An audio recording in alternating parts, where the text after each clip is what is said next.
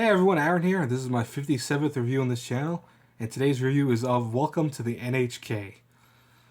Now, I don't want to keep saying this. I've been saying this a lot the last 10 reviews, but this was in my top 50. If you didn't see it already, check it out. I'm not gonna keep telling you guys to watch it. That's why I didn't put it in the description box, because I don't want you guys to be forced to watch it. But I figured, might as well review all these things because a lot of people did talk about them and asked about certain series. And I figured, might as well talk about them. So Welcome to NHK is a pretty interesting slice of life type anime, where our main character is a kind of guy who he's dealing with a very particular issue, and that he is a hikkikmori, which if you've never seen, essentially is it's a recluse, a person that never leaves their house. He lives in an apartment, he never leaves his apartment, and he's struggling with a kind of paranoia that's just running rampant in his life, where he thinks he's being watched by people, namely the NHK, which is actually a Japanese broadcasting company. He thinks they're watching him and they're honing in on him. He thinks the TVs are watching every move that he does and questioning his realities. And through one random meeting, through one random day, he ends up meeting a girl who actually tells him that she sees his weirdness and she sees his disease, as quote unquote she calls it, and wants to help him by kind of forcing him to sign a contract where he must abide by her rules, or he has to pay this huge astronomical fee that will essentially put him in bankruptcy. He can't afford that. So over the course of the show, this show deals with a lot of mature elements to it. And I'm not going to say not watch it for that, but just note that this show does deal with suicide. It deals with kind of being a shut-in, where if you're afraid that you're a shut-in at times, it kind of might make you scared that, this character will show a lot of stuff that might be you, in terms of, playing too many games, or never leaving your house, or never doing anything. And, our main character, by the way, his name's Sato. I just remember that off the top of my head. Sato is a very interesting character because he kind of conveys a lot of different elements to him. Initially he conveys this kind of originally cool and melancholy character, and then you see that when his paranoia hit him, he became this super recluse and he just became afraid of everything.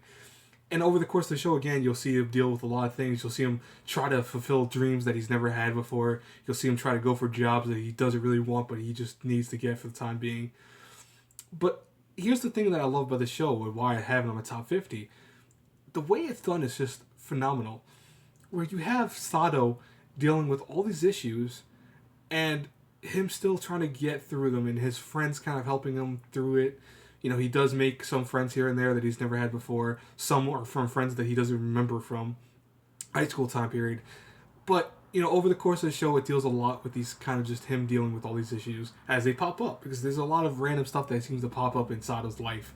I mean, again, paranoia will do that to you. If you're a paranoid person and you look up the word paranoia, it's the concept of just seeing things that really aren't there and overthinking things to the point that they make you just weirded out over them.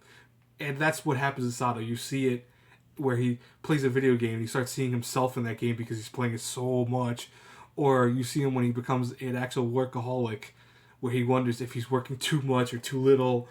It's just funny.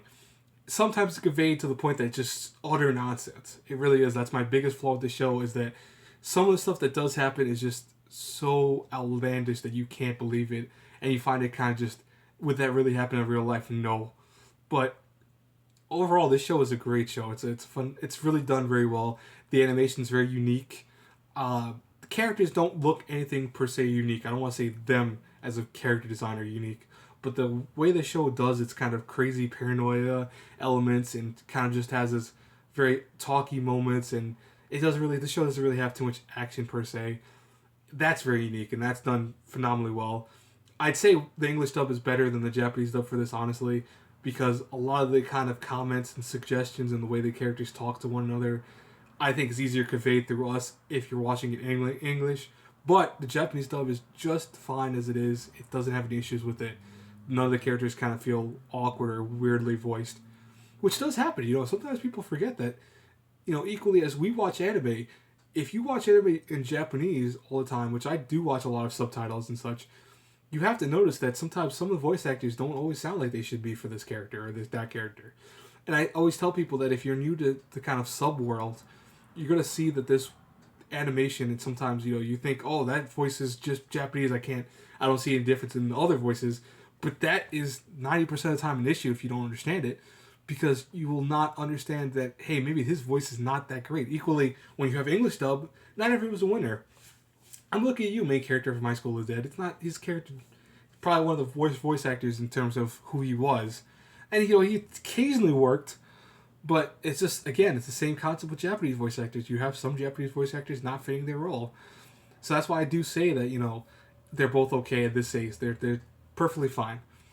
Overall, if I review this A through F, I give it a solid B plus. It's not anything that's done it's so worthwhile that it's worth an A, but it's an awesome show. I really highly recommend watching it. I again love the plot. I love the character development. I love how this show kind of deals with these paranoid elements. Sometimes again will kind of just go off course and become this just like super outlandish concept, but it still even then is funny. It becomes almost comical, and that's what the comedy elements coming from the show. So again, guys, I hope you like this review. Please like, comment, subscribe. Keep checking the description box below for other channels that are similar to mine, and I think sometimes way better than my own channel. But as always, guys, until our paths cross again in the next review, have a good one, everyone. Bye.